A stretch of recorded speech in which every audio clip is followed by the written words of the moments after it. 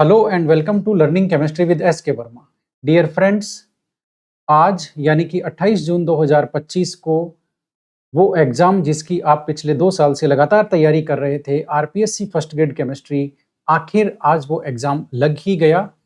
उम्मीद करता हूं कि आपका पेपर काफी अच्छा गया होगा। पेपर बहुत स्टैंडर्ड था, अच्छा पेपर था, अच्छे क्वेश्चंस इसमें रखे गए हैं। हम इस वीडियो में वीडियो सॉल्यूशन लेने वाले हैं, बहुत ही शानदार वीडियो सॉल्यूशन हम लोग लेंगे। एक एक क्वेश्चंस का एनालिसिस करेंगे, कोशिश करेंगे ये पकड़ने की कि वो कहाँ से आया है, कौन से कॉन्सेप्ट पे वो सोल्व हो रहा है। और यदि ये वीडियो लंबा होगा तो मैं इसको दो पार्ट में इसको डिवाइड कर दूंगा, तो आप पार्ट 1 पार्ट 2 देख लेना। अदरवाइज मैं पूरी कोशिश करूंगा इसको एक ही वीडियो में सल्टाने की। ठीक है, ओके, यस। तो चलिए शुरू करते हैं फटाफट से। मैं साइड में आ जाता हूँ, थोड़ा सा और साइड हो लेता हूँ। ठीक है, आपको दिखता रहूंगा लेकिन ओके। तो फटाफट से शुरू करते हैं बिना देर किए। आरपीएससी फर्स्ट ग्रेड केमिस्ट्री 28 जून 2025 का वीडियो सॉल्यूशन हम लोग लेने वाले हैं, और ये आपका केमिस्ट्री का सेकंड पेपर है। फर्स्ट ग्रेड केमिस्ट्री का सेकंड पेपर। इसमें 1 से 7 तक के जो क्वेश्चन है वो आईसीटी और पेडागोगी के थे, इसलिए हमने उनको छोड़ दिया है, सीधा क्वेश्चन 8 से स्टार्ट किया है। क्वेश्चन जो 8 है वो कहता है which of the following is not permissible arrangement of electron in an atom. एक एटम में परमिसिबल अरेंजमेंट कौन सा नहीं है क्वांटम नंबर्स का, वो यहाँ पर हमें बताना है। तो इसको जो आंसर है वो बेसिकली 1 आएगा। क्यों? क्योंकि यहाँ पर n इज इक्वल टू 3 के लिए l की वैल्यू तो सही है, लेकिन l इज इक्वल टू 2 के लिए जो वैल्यूज होनी चाहिए थी वो बेसिकली प्लस माइनस एल से लेकर के प्लस एल तक की जो वैल्यू होती है, यानी कि -2 से लेकर के +2 की वैल्यूज होगी। क्योंकि यहाँ पर एल की वैल्यू 2 है, तो यहाँ पर m की वैल्यू -3 है, ये परमिसिबल नहीं है। इसका मतलब इन क्वांटम नंबर्स का जो सेट है वो परमिसिबल नहीं है। आंसर 1 होगा। क्वेश्चन नंबर 9, मैंने कहा था ना एक एक क्वेश्चंस का एनालिसिस करेंगे। ये एनसीईआरटी का एटॉमिक स्ट्रक्चर का जो चैप्टर है उसमें एग्जांपल है डी ब्रोगली, जो जो जो चैप्टर यूनिट टॉपिक है, सॉरी, डी ब्रोगली वाला। वहां पर आप इसको देखेंगे तो ये न्यूमेरिकल वहां दिया हुआ है। ठीक है, बस हल्की सी यहाँ और यहाँ वैल्यू चेंज करी हुई है। यही numerical same to same Sanskrit education second grade में भी आया था, वहीं से सेम टू सेम। ठीक है, तो आप देख रहे हैं ये डी ब्रोगली रिलेशन के बेसिस पे सोल्व होगा। तो इसमें क्या दिया है वो देख लेते हैं। एक बॉल है जिसका मास दिया हुआ है 0.66, उसकी स्पीड दी हुई है और उससे एसोसिएटेड वेवलेंथ पूछी गई है। डी ब्रोगली रिलेशन आपका ये है वेवलेंथ निकालने के लिए। इसमें एच की वैल्यू हमने यहाँ रख दी है, एम वी की वैल्यू एम और वी की वैल्यू यहाँ रख दी है। अब आप इसको सोल्व करेंगे तो काफी आसानी से सोल्व हो जाएगा, क्योंकि ऊपर 6.6 है और नीचे 0.66 है। आप इसकी काटापेटी करेंगे, काफी अच्छे सोल्व हो जाएगा। और लास्ट में आपका आंसर जो है वो 10⁻⁻35 आएगा। इसमें इसको सोल्व करने में आपको यूनिट्स को कन्वर्ट करने में बस एक जो यूनिट कन्वर्जन है वो ये आपको यूज लेना पड़ेगा। 1 joule is equal to kg metre square second आपका पर सेकेंड स्क्वायर जो है वो इसमें आपको यूज लेना पड़ेगा, तब ये जाकर के m जो है मीटर इसकी यूनिट आ जाएगी, किसकी? आपकी वेवलेंथ की। बात आपको समझ में आ गई? ठीक है, तो आप इसको करेंगे सोल्व तो आराम से हो जाएगा, नो प्रॉब्लम। क्वेश्चन 10 जो है वो मैंने कहा था ना बहुत ही बेकार टाइप का क्वेश्चन है। इसकी फ्रेमिंग एकदम गलत हुई है। कहाँ से हुई है वो मैं आपको क्लियर कट बता देता हूँ। ठीक है, ये बेसिकली 13 ग्रुप के जो एलिमेंट्स है ना, 13 ग्रुप के जो एलिमेंट्स है बोरोन से लेकर के थेलियम तक, ठीक है, उनकी इन्होंने सेकंड आयनाइजेशन एंथैल्पी का डिक्रीजिंग ऑर्डर पूछा है। क्या पूछा है? Correct decreasing order of second ionisation enthalpy पूछी है इनकी। ठीक है, बोरोन से लेके थेलियम तक। लेकिन इनकी जो फेमस ऑर्डर है वो बेसिकली आपका किसका है? First ionisation. देखिए 13 ग्रुप से रिलेटेड 2 ऑर्डर फेमस हैं। एक तो है इनकी एटॉमिक रेडियस का, एक है इनका फर्स्ट आयनाइजेशन एंथैल्पी का। सेकंड वाले को तो आप प्रिडिक्ट कर ही नहीं सकते। क्यों नहीं कर सकते वो जरा देख लीजिए इधर। ये एनसीईआरटी की टेबल है ना, पी ब्लॉक क्लास 11 चैप्टर की, जिसमें 13 ग्रुप एलिमेंट्स की कुछ प्रॉपर्टी दी हुई है। यहां से इस क्वेश्चन को उठाया गया है। ठीक है, और सेकंड आयनाइजेशन एंथैल्पी के डेटा ये रहे जिसमें बोरोन के सबसे ज्यादा है। अब यदि आप देखो, यदि आप सोचोगे कि फर्स्ट आयनाइजेशन एंथैल्पी के जैसे सोल्व हो जाएगा, तो नहीं होगा। ये नहीं होगा। फर्स्ट आयनाइजेशन एंथैल्पी का जो ऑर्डर है वो मैं आपको बता देता हूं। सबसे ज्यादा आपका बोरोन का है। ठीक है, ये रहा 801। उसके बाद में सीधा थेलियम का है, ये लो। और उसके बाद में थेलियम के बाद में ये गैलियम का है, ये लो। और उसके बाद में एल्यूमिनियम है और उसके बाद में इंडियम है। ये फर्स्ट का है। ठीक है, अब सेकंड का यहां पर ऑर्डर देखो क्या आने वाला है। सेकंड का जो डेटा है वो जरा आप देखो, सेकंड का इससे बिल्कुल अलग है। कैसे है? फर्स्ट तो बोरोन का होगा, इसमें तो कोई दिक्कत नहीं क्योंकि सबसे छोटा एलिमेंट है, इसलिए इससे इलेक्ट्रॉन 2 इलेक्ट्रॉन निकालने में काफ़ी ज़्यादा एनर्जी की ज़रूरत पड़ेगी, इसलिए ये हो गया और वैसे भी हम जानते हैं ऊपर से नीचे डिक्रीज़ होती है। लेकिन अब आप सेकंड कैसे प्रिडिक्ट करोगे? इनके इलेक्ट्रॉनिक कॉन्फ़िगरेशन से आप बिल्कुल प्रिडिक्ट नहीं कर सकते कि सेकंड किसका ज़्यादा होगा। ये लो, भाई फर्स्ट जो आयनाइजेशन एंथैल्पी है वो गैलियम का होगा, तो आप सोचो, सॉरी, फर्स्ट आयनाइजेशन एंथैल्पी इनके अंदर बोरोन के बाद में थेलियम का है ना, ये रहा थेलियम का, ये रहा 589, ठीक है, बोरोन के बाद में। तो आप सोचो सेकंड भी थेलियम का होगा, आप गलती करोगे। सेकंड होगा गैलियम का 1979, तो इसको निकालने का कोई तरीका नहीं है। अच्छा, फिर आप सोचोगे कि यहाँ पर फर्स्ट आयनाइजेशन एंथैल्पी के ऑर्डर में आपका जो एल्यूमिनियम है उसकी इंडियम से ज्यादा है, लेकिन सेकंड में आप देख लो इंडियम की एल्यूमिनियम से ज्यादा है।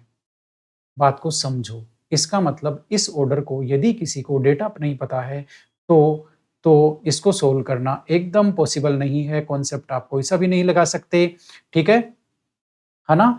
और इसमें सिर्फ आपको यही पता होना चाहिए कि बोरोन के बाद में क्या आएगा। बोरोन के बाद में यदि आपको ये पता है कि गैलियम आएगा तो ही आप इसका आंसर लगा सकते हो, वरना नहीं लगा सकते। इसका मतलब ये जो क्वेश्चन की फ्रेमिंग है वो बहुत ही घटिया स्तर की है। यदि ये हमारे जो एक्सपर्ट भाई साहब हैं इनको एक काम करो, थर्ड आयनाइजेशन एंथैल्पी का ऑर्डर दे दोगे तो ये नहीं निकाल पाएंगे, क्योंकि ये सारे क्वेश्चन डेटा से सोल्व होते हैं।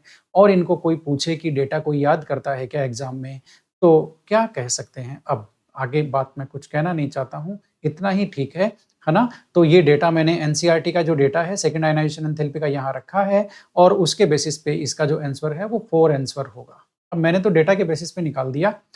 आप यदि एग्जाम में भी देता तो शायद मैं भी इसको छोड़ ही देता, क्योंकि ये बिना डेटा के सोल्व होने वाला है नहीं, है ना? ये बात है। ओके, कॉन्सेप्ट लगाओगे तो भी कितना लगाओगे? मतलब आप या तो यदि आपको गैलियम का पता चल गया तो ये तो सोल्व तो हो जाएगा, लेकिन धोखा इसमें एक जगह और है। धोखा एक जगह और है, एल्यूमिनियम और इंडियम का भी धोखा है कि भाई एल्यूमिनियम की सबसे लोएस्ट चली गई, ये कैसे पता चलेगा आपको? ये तो पता नहीं चलेगा ना। तो मतलब धोखा कई जगह है, बात को समझो, ठीक है? इसलिए इस क्वेश्चन को करेक्ट करना थोड़ा सा मुश्किल है। Okay, question number 11। आप अच्छा, मैं आपको बता दूं कि इसको, ये जो क्वेश्चन पेपर है इसकी पीडीएफ में डिस्क्रिप्शन बॉक्स में डाल दूंगा, ठीक है? तो आप वहां से इसको प्रिंट कर सकते हैं और देख सकते हैं। Okay, the correct increasing order for आपका एनर्जी ऑफ फॉलोइंग ऑर्बिटल्स, ये ऑर्बिटल्स हैं, इनके हमें करेक्ट इंक्रीजिंग ऑर्डर क्या है, ठीक है? तो आप जानते हैं एन प्लस एल रूल के बेसिस पे सोल्व होगा, और एन प्लस एल आप देखोगे तो इन सब का सेम ही आएगा, इन सब का एन प्लस एल की वैल्यू 7 आएगी। तो अब जब n प्लस एल की वैल्यू सेम हो तब क्या कॉन्सेप्ट लगता है, जिसकी n की वैल्यू कम होती है उसकी एनर्जी कम होती है। तो यहाँ पर जाहिर सी बात है 4, 5, 6, 7 ये आपका n का ऑर्डर हो गया, क्योंकि n प्लस एल की वैल्यू सेम है, इसलिए यहाँ पर आंसर आएगा आपका 2। तो एनर्जी का ये जो ऑर्बिटल्स हैं इनके इन एनर्जी का इंक्रीजिंग ऑर्डर आपके सामने है, 4f की सबसे कम है और 7s की सबसे ज्यादा है। ये बहुत ही इंटरेस्टिंग क्वेश्चन है 12 वाला, बोरिक एसिड का, एनसीईआरटी का एज इट इज स्टेटमेंट है ना? आप कहोगे कि भाई क्या बोलते हैं, कहाँ से है ये स्टेटमेंट? तो ये एनसीईआरटी का भी है और हमारे नोट्स का भी है। मतलब हमारे नोट्स में तो मतलब मैक्सिमम क्वेश्चन है ही है, वो कोई बात ही नहीं है, ठीक है?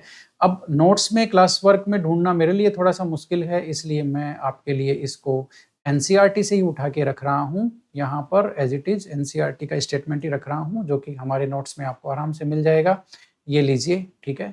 ओके, तो ये मैंने आपके सामने रखा है, यही तो है हमारी लाइव क्लासेस का। देखो कितना बढ़िया फायदा है, एनसीईआरटी का तुरंत स्टेटमेंट आपके सामने आ गया। यस, अब आप इसमें देख सकते हैं boric acid is weak mono basic acid, तो ये स्टेटमेंट आपका ट्रू हो गया। वीक मोनो बेसिक एसिड है, यानी कि ये एक ही प्रोटॉन रिलीज करता है, 3 तो नहीं करता है, ठीक है? It is not a protonic acid, ये प्रोटॉन खुद रिलीज नहीं करता, ये वाटर से एक OH माइनस एक्सेप्ट कर लेता है, तो वाटर का प्रोटॉन रिलीज होता है। ये देखो, एक OH माइनस एक्सेप्ट करके ये तो ये बनाता है BOH4 माइनस, और एक वाटर का प्रोटॉन रिलीज होता है, इसलिए खुद ये प्रोटोनिक एसिड नहीं है, ये तो बेचारा लेविस एसिड है। ये तो लेविस एसिड है, बोरोन का तो लेविस एसिड ही होगा, तो इसलिए ये स्टेटमेंट भी ट्रू है।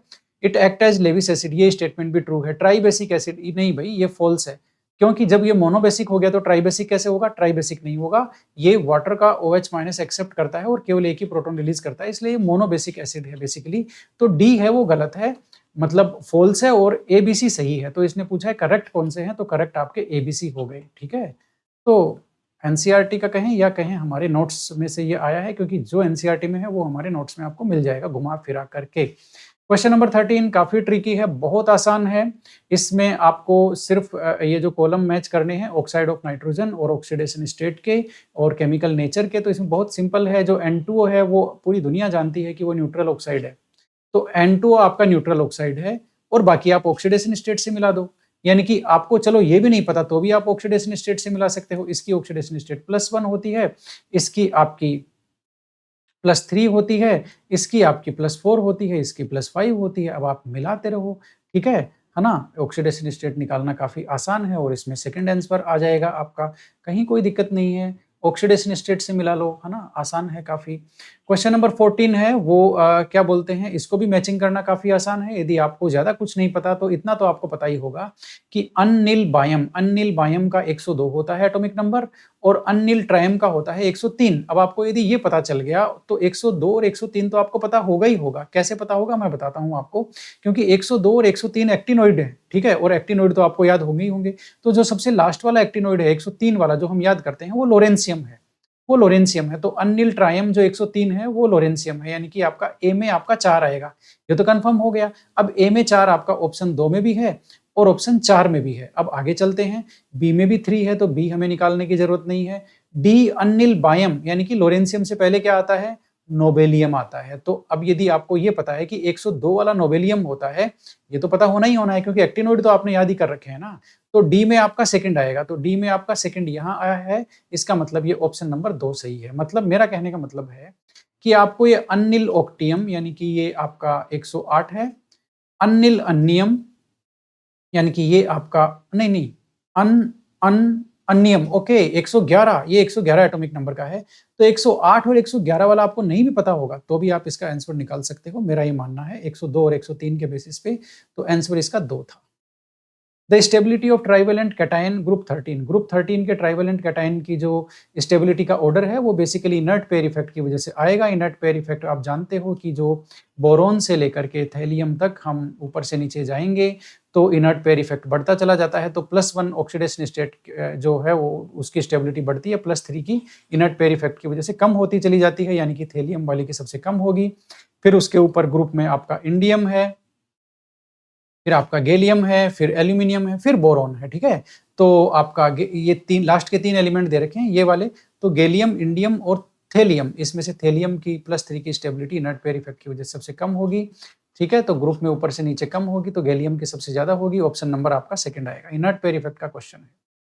ये क्वेश्चन कई जगह आ चुका है। ये क्वेश्चन एक तरह से एनसीईआरटी का इंटेक्स्ट क्वेश्चन भी है और क्लोरीन की एक इंपॉर्टेंट प्रॉपर्टी है। सीबीएसई एग्जाम, आरबीएसई एग्जाम सब जगह बहुत बहुत बहुत ज्यादा बार आ चुका है। मोस्ट फेमस क्वेश्चन है कि Cl2 की आपके कोल्ड और डाइल्यूट NaOH से रिएक्शन कराएंगे तब क्या बनेगा और हॉट एंड कॉन्सेंट्रेटेड NaOH से रिएक्शन कराएंगे तब क्या बनेगा। ये एनसीईआरटी की पिक्चर है, ये मैंने आपके सामने यहाँ रखी हुई है, ये देख लीजिए, ये देख लीजिए, ये एनसीईआरटी का एज इट इज है। तो कोल्ड एंड डाइल्यूट से यदि आप कराएंगे, कोल्ड एंड डाइल्यूट से आप कराएंगे तो NaOCl बनेगा और यदि आप हॉट एंड कॉन्सेंट्रेशन से कराएंगे तो NaClO3 बनेगा। तो सबसे पहला कोल्ड एंड डाइल्यूट है तो आपका हो गया NaOCl और NaClO3 यानी कि 4th नंबर का ऑप्शन आएगा। तो इसमें बस इंपॉर्टेंट प्रॉपर्टी जो है बेसिकली Cl2 की उसको हाईलाइट किया गया है ना। तो इसमें ज्यादा कुछ चिंता की बात नहीं थी, इंटेक्स्ट क्वेश्चन है ये एनसीईआरटी का। और 17वां क्वेश्चन है, काफी ज्यादा इजी है। ऑक्सीडाइजिंग पावर तो आप जानते ही हो, है ना, एफ की सबसे ज्यादा होती है और ये भी बड़े कमाल के हैं। एफ यानी कि ऑक्सीडाइजिंग स्ट्रेंथ एफ की सबसे ज्यादा होती है, इलेक्ट्रोकेमिकल सीरीज के हिसाब से भी वही है और वैसे भी वही है। तो अब आप देखो कि एफ जो है सबसे ज्यादा इन्होंने दिया ही किसमें है, केवल एक ही ऑप्शन में है। कमाल करते हैं भाई, ऑप्शन तो ढंग से बना लिया करो, है ना। तो किसी को कुछ जरूरत ही नहीं है, सिर्फ एफ याद रखने की जरूरत है, हो गया बस आंसर, है ना। डिक्रीजिंग ऑर्डर पूछा है। ट्रांजिशन एलिमेंट इन्होंने ट्रांजिशन एलिमेंट पूछा है 3D सीरीज का, जो इन्होंने आपका वेरिएबल ऑक्सीडेशन स्टेट नहीं दिखाता है। तो देखो ट्रांजिशन एलिमेंट आपका जो, देखो आप वैसे यदि देखोगे प्राइमरीली एक बार आप नजर से देखोगे तो आपको पता चलेगा कि स्कैंडियम और Zn दो इसमें ऐसे मेटल हैं जो वेरिएबल ऑक्सीडेशन स्टेट नहीं दिखाते हैं। लेकिन आप फिर आप देखोगे कि इसने ट्रांजिशन एलिमेंट पूछा है तो Zn तो ट्रांजिशन एलिमेंट नहीं होता। तो इसका आंसर हो गया स्कैंडियम। स्कैंडियम ऐसा ट्रांजिशन एलिमेंट है जो बेसिकली आपका वेरिएबल ऑक्सीडेशन स्टेट नहीं दिखाता, ठीक है। Zn तो transition state sorry transition element होता ही नहीं है। हालांकि वेरिएबल ऑक्सीडेशन स्टेट Zn भी नहीं दिखाता, लेकिन Zn ट्रांजिशन एलिमेंट भी नहीं होता। ठीक है, तो स्कैंडियम इसका आंसर आ जाएगा। 19 में आईयूपीएसी नाम है और आईयूपीएसी नाम काफी सिंपल है ना। अल्फाबेटिकली आपको अरेंज करना है। ये क्लोरिडो है तो क्लोरिडो का सी आएगा, ये इथाइलिन डाइएमीन है तो इसका ई आएगा, तो पहले सी को लिखेंगे तो वो हो गया डाइक्लोरिडो, और फिर ये आपका इथाइलिन डाइएमीन को या फिर इथेन 1,2 डाइएमीन को बिस लगा के लिखेंगे, तो इसमें आपका ऑप्शन नंबर 4 सही है, डाइक्लोरिडो। फिर आपका बिस ethane 1,2 diamine, cobalt third chloride. Cobalt third क्यों? क्योंकि 2 Cl तो यहाँ है और 1 Cl यहाँ है। ठीक है, ये न्यूट्रल लिगेंड है, इसका मतलब इस कोबाल्ट का जो चार्ज है वो +3 है, तो इस हिसाब से ऑक्सीडेशन स्टेट इसकी +3 हो गई, तो ऑप्शन नंबर 4 हो गया। तो लिगेंड का अल्फाबेटिकल ऑर्डर इसमें ध्यान रखना था। मेटल की ऑक्सीडेशन स्टेट आपको निकालनी आनी चाहिए, हो जाएगा। क्वेश्चन नंबर 20 है, among the following the species having square planar for central atom. मैं एक चीज आपको बीच में क्लियर कर दूं कि मतलब ये जो मोस्ट ऑफ क्वेश्चन है वो हमारी टेस्ट सीरीज या फिर हमारे जो कंटेंट में से हैं, इसके अलावा कहीं से नहीं है। मुश्किल से 5 से 7 क्वेश्चन ऐसे हैं जो आउट गए हैं, बाकी सारे हमारे कंटेंट और टेस्ट सीरीज के अंदर से है। अब हर क्वेश्चन में मैं ये बोलूंगा कि हमारे टेस्ट सीरीज का, ये हमारे कंटेंट का, ये हमारी यूनिट का, ये हमारे लेक्चर का है, तो वो अच्छा नहीं लगेगा, इसलिए मैंने एक ही बार बता दिया, आप बात को समझ लेना। ठीक है, ओके। हाँ, तो जो क्वेश्चन नंबर 20 है वो कह रहा है कि हमें यहाँ पर ये जो स्क्वायर प्लेनर ज्योमेट्री है उसको पहचानना है किस किस की है। तो देखो SF4 है, ये तो पूरी दुनिया जानती है, सीसो ज्योमेट्री होती है। NiCl4 है, ये भी पूरी दुनिया जानती है, टेट्राहेड्रल होता है। ठीक है, तो अब इसमें स्क्वायर प्लेनर एक तो ये 1 है XCF4, और PD और PT के जितने भी 4 कोऑर्डिनेशन नंबर वाले होते हैं, चाहे उसमें लिगेंड कुछ भी हो, वो स्क्वायर प्लेनर ही होते हैं। ये एकदम स्ट्रेट फॉरवर्ड रूल है, सुन लेना बात को, फिर मत कहना बताया नहीं था बोल करके। ठीक है ना। तो ये 1 और ये 4th, ये क्या है? आपके स्क्वायर प्लेनर है, इस हिसाब से आपका जो ऑप्शन है वो 2 हो गया। 21वां जो क्वेश्चन है, सेपरेशन ऑफ जर्कोनियम और हैफनियम है, उस वो डिफिकल्ट है। ये बात सही है, दोनों का सेपरेशन डिफिकल्ट है। क्यों? क्योंकि दोनों की साइज ऑलमोस्ट सेम है, जिससे ये दोनों एक साथ पाए जाते हैं, है ना, और इनकी प्रॉपर्टीज कुछ कुछ मिलती है, इसलिए इनको डिफिकल्ट सेपरेशन करना डिफिकल्ट है। ठीक है, अब सेपरेशन करना डिफिकल्ट है, ये स्टेटमेंट तो हो गया ट्रू। ठीक है, अब रीजन को पढ़ लेते हैं। Because zirconium and hafnium lie in the same group of the periodic table. तो जर्कोनियम और हैफनियम, बिल्कुल ये बात एकदम सही है कि जर्कोनियम और हैफनियम एक ही ग्रुप के मेंबर हैं, एक दूसरे के ऊपर नीचे आते हैं। ठीक है, तो ये स्टेटमेंट भी ट्रू है, तो मतलब दोनों ट्रू है, ये बात तो सही है। अब ये जो रीजन है वो उसकी करेक्ट एक्सप्लेनेशन करता है कि नहीं करता, ये देखना है। तो असर्शन सही है, लेकिन रीजन भी सही है, लेकिन रीजन उसको करेक्टली एक्सप्लेन नहीं करता। क्यों?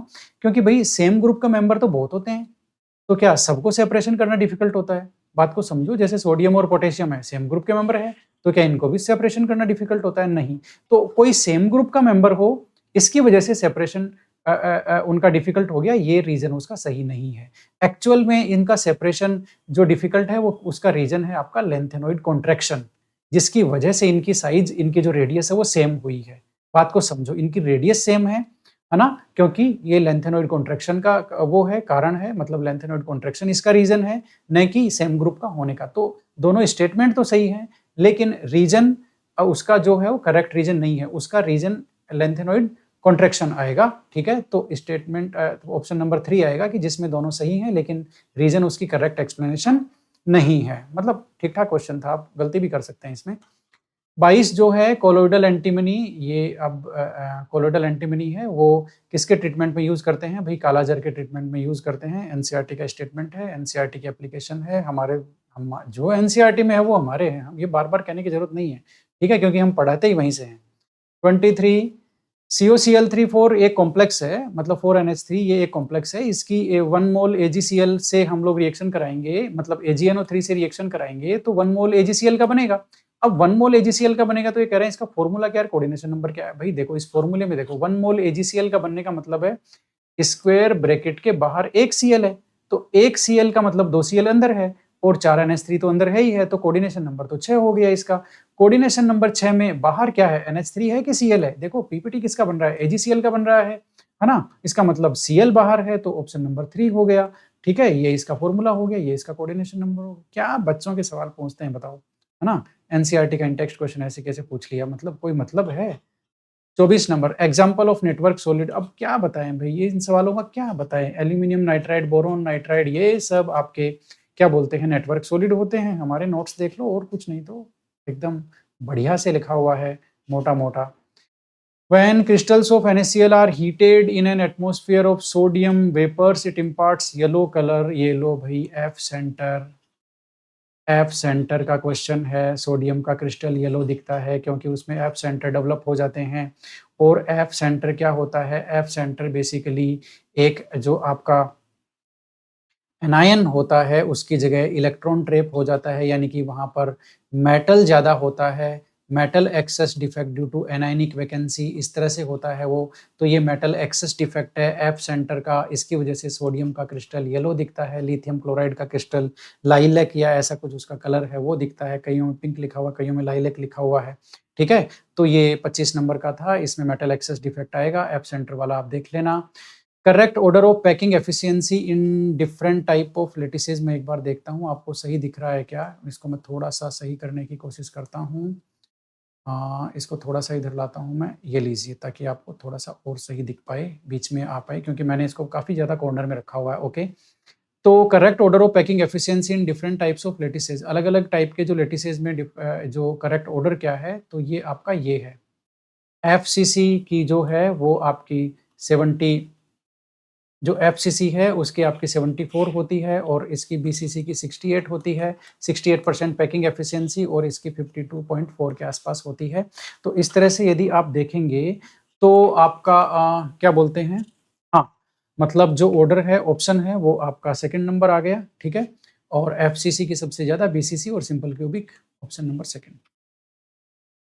Identify the positively charged sol. देखो भाई, कितनी बार कह दिया, वो एनसीईआरटी में सरफेस केमिस्ट्री में एक टेबल है, उसको पढ़ लिया करो भाई। उस टेबल में से सारे क्वेश्चन आते हैं। हमारे नोट्स में से तो वो टेबल है ही है, लेकिन मेरे जबान पे एनसीईआरटी चढ़ी हुई है तो मैं वही बोल रहा हूँ। मैं ये भी कह सकता हूँ हमारे नोट्स में जो टेबल है उसमें से क्वेश्चन आता है, हर बार आता है भाई, आएगा, गारंटेड बात है। जब तक फर्स्ट ग्रेड जिंदा है तब तक आएगा, हमारे नोट्स के बाहर जा ही नहीं सकता, मतलब ही नहीं है, तहस नहस कर देंगे। Yes, okay. Identify the positively charged sol. Okay, तो पॉजिटिवली चार्ज सोल को देखो आइडेंटिफाई करने का बहुत सिंपल सा तरीका है। ऑक्साइड और हाइड्रेटेड ऑक्साइड होते हैं, वो पॉजिटिव होते हैं। तो आपका ये हाइड्रेटेड ऑक्साइड है, पॉजिटिव, है ना। आपका ये भी आपका ऑक्साइड है, पॉजिटिव। ठीक है, स्टार्च आपका निगेटिव होता है। सीडीएस सल्फाइड्स जितने भी होते हैं वो भी निगेटिव होते हैं। हीमोग्लोबिन आपका पॉजिटिव होता है। कुल मिला के वो टेबल आपको याद होनी चाहिए, वो टेबल याद है तो जिंदाबाद है। ठीक है, तो आपका ए सी डी आएगा, ये लो, ए सी डी। बात आपको समझ में आई कि नहीं आई? वैसे भी यदि आपको, हाँ, वैसे भी यदि आपको ये केवल याद है कि आपका हाइड्रेटेड ऑक्साइड और ऑक्साइड जो है वो पॉजिटिव होते हैं, ये तो याद रख ही सकते हो ना, बाकी नहीं तो यदि ये याद है तो उसके बेसिस पे आप पहचान सकते हो कि ए और जो डी है वो पॉजिटिव है। ए और डी आपका केवल वन ही ऑप्शन में आ रहा है, तो ये सोल्व हो जाएगा मेरे ख्याल से, आपको दिक्कत आएगी नहीं। ऑप्शन नंबर 1 इसमें सही है। अब भाई न्यूमेरिकल्स की बात आ गई है। न्यूमेरिकल्स आएंगे कहाँ से? हमारे नोट्स और एनसीईआरटी के बाहर तो मतलब ही नहीं है। The rise in boiling point of solution containing 1.8 gram glucose in 100 gram of solvent in, क्या क्या कहता है ये? The rise in boiling point, अच्छा, बॉइलिंग पॉइंट में कितना इंक्रीज होगा, यानी कि एलिवेशन इन बॉइलिंग पॉइंट ये पूछ रहा है। जब हम 1.8 gram glucose 100 gram of solvent में डिजोल्व करेंगे। अच्छा, पूछ नहीं रहा, राइज तो बता रहा है, मतलब ये delta TB elevation in boiling point तो बता दिया इसने। ओके, तो पूछ क्या रहा है फिर? The molal elevation constant. Okay, तो ये के भी पूछ रहा है, सॉल्वेंट का मोलल एलिवेशन कांस्टेंट के भी पूछ रहा है। ओके, फॉर्मूला देख लेते हैं। Delta TB is equal to K B M I. I को एक बार छोड़ देते हैं, ग्लूकोज के लिए तो आई वैसे भी जीरो होगा, पॉइंट ऑफ फैक्टर, है ना, ये रख लेते हैं के बी एम। तो delta TB is equal to K B M. ठीक है, अब ये पूछ क्या रहा है? के बी पूछ रहा है, तो डेल्टा टीबी क्या होगा? ये रहा एलिवेशन इन बॉइलिंग पॉइंट, तो 0.1 is equal to K B, ऐसे की ऐसे। मोलिलिटी का ये इन्होंने यहाँ पर पूरा फॉर्मूला रख दिया। आई की वैल्यू हम एक बार नहीं ले रहे हैं, जरूरत भी नहीं है उसकी। तो ये मोलिलिटी यहाँ पर इन्होंने रख दी है ना। मोलिलिटी का तो फॉर्मूला आपको आता ही होगा, ठीक है ना। तो ये बात होगी। अब आप इसको सोल्व करेंगे तो केबी की वैल्यू आपकी 1 आएगी, है ना। सोल्व आप इसको कर लेना, स्क्रीनशॉट ले लो, कहीं कोई दिक्कत नहीं है, मेरे ख्याल से हो जाएगा। ठीक है, डिटेल सॉल्यूशन यहाँ करना मुश्किल है, एक एक न्यूमेरिकल 10-10 मिनट ले लेता है, 5-5 मिनट ले लेता है, इतना टाइम नहीं है अभी। 29 नंबर का जो क्वेश्चन है, 50 ग्राम ऑफ इथाइलिन ग्लाइकोल, ये भी वही से है, सारे एनसीईआरटी से दे रखे हैं उठा उठा करके। ज्यादा इनका है नहीं ना, रेंज नहीं है ना इनकी ज्यादा, वो वहीं जाके अटकेंगे, एनसीईआरटी में ही जाके मतलब क्या बोलते हैं, वहीं जाके अटकेंगे ये। 1 मिनट रुकना भाई, इतनी भी क्या जल्दी है, ठीक है? ओके, तो अब मैं आपसे कह रहा था कि ये पूछ क्या रहा है वो देख लेते हैं। 50 ग्राम ऑफ इथाइलिन ग्लाइकोल है। मिक्स इसको हम लोग करते हैं 500 ग्राम ऑफ वाटर में, ठीक है? Then depression in freezing point में डिप्रेशन ऑफ द सॉल्यूशन। अच्छा, कितना डिप्रेशन होगा? ओके, यानी कि ये हमें डेल्टा टीएफ पूछ रहा है, फ्रीजिंग पॉइंट में डिप्रेशन। तो ज़्यादा कुछ नहीं है, मुश्किल नहीं है, तो बहुत आसान है, ये लो। तो कोई बात नहीं, ये रहा delta TF is equal to K F M. अभी हमने केबीएम का किया था, उसमें के एफ निकाला था, इसमें के एफ की वैल्यू हमें दे रखी है, तो डेल्टा टीएफ निकाल देंगे। वही न्यूमेरिकल है, मतलब वैसे का वैसे टाइप का, कुछ अंतर है ही नहीं। तो एक काम करते हैं, मोलैलिटी जो यहाँ पर है उसको पहले निकाल लेते हैं। तो मोलैलिटी का हमने यहाँ पर रख दिया, ये गिवन मास है, ये इसका मोलर मास है, 1000 डिवाइडेड बाई 500 गिवन जो मास है उसका क्या बोलते हैं सॉल्वेंट का, ये हो गया। ये आप काटापीटी करेंगे, ये आपकी मोलैलिटी आ जाएगी। मोलैलिटी को आप के एफ की वैल्यू यहाँ पर ये दी हुई है, इससे आप मल्टीप्लाई करेंगे तो 3 आ जाएगा। तो ये आपका बेसिकली 3 के आंसर है। आप देख लो, स्क्रीनशॉट ले लो, कैलकुलेशन आप आराम से कर सकते हो, कहीं कोई दिक्कत नहीं है। अब मैं आपको गुणा भाग तो करके बताने से रहा। 30 solution of ethanol and acetone behave as non ideal solution. देखो, ये कह रहे हैं कि इथेनॉल का और एसीटोन का जो सॉल्यूशन है वो नॉन आइडियल सॉल्यूशन है। तो बिल्कुल ये बात एकदम सही है, ट्रू स्टेटमेंट है भाई, नॉन आइडियल सॉल्यूशन है, ठीक है? यस। और पॉजिटिव डेविएशन है, ये भी ट्रू है, क्योंकि इथेनॉल की जो हाइड्रोजन बॉन्डिंग है वो टूट जाएगी एसीटोन आने से, इसलिए वो पॉजिटिव डेविएशन हो जाएगा, उसका बॉइलिंग पॉइंट कम हो जाएगा, पॉजिटिव डेविएशन हो जाएगा, वेपर प्रेशर उसका बढ़ जाएगा। तो दोनों स्टेटमेंट ट्रू हैं, नंबर 2 स्टेटमेंट आएगा, कहीं कोई दिक्कत नहीं है, सीधा सा। अब मैं एनसीईआरटी नहीं कहूंगा, हमारे नोट्स का कहूंगा, हमारे नोट्स में से सीधा सीधा उठाया हुआ है। ओके, 31 द एलिवेशन ऑफ, फिर वो ही, अच्छा नहीं, इस बार न्यूमेरिकल नहीं, थ्योरेटिकल है। Okay, the elevation of boiling point delta TB of a dilute solution is directly proportional to, क्या करता है? अभी तो हमने फॉर्मूला देखा था, delta TB is equal to KBM, अभी देखा है ना, अभी तो एक न्यूमेरिकल सोल्व किया था इसका, ठीक है? तो ये कह रहा है वो किसके डायरेक्टली प्रोपोर्शनल है। अरे कुछ अलग पूछ लेते भाई, वो उसी उसी फॉर्मूले पूछ रहे हो, तो डेल्टा टीबी मोलैलिटी के डायरेक्टली प्रोपोर्शनल है। क्या बात करता है ये, मतलब कुछ और पूछ लेता, मतलब वही मिला है क्या? कोलिगेटिव प्रॉपर्टी के क्वेश्चन कर रहे हो, तो बाकी टॉपिक कहाँ गए इसके बेचारे? सॉल्यूशन को, हेनरीज लॉ को टच कर लेते, कुछ तो करते, ठीक है? Okay, what will be molarity of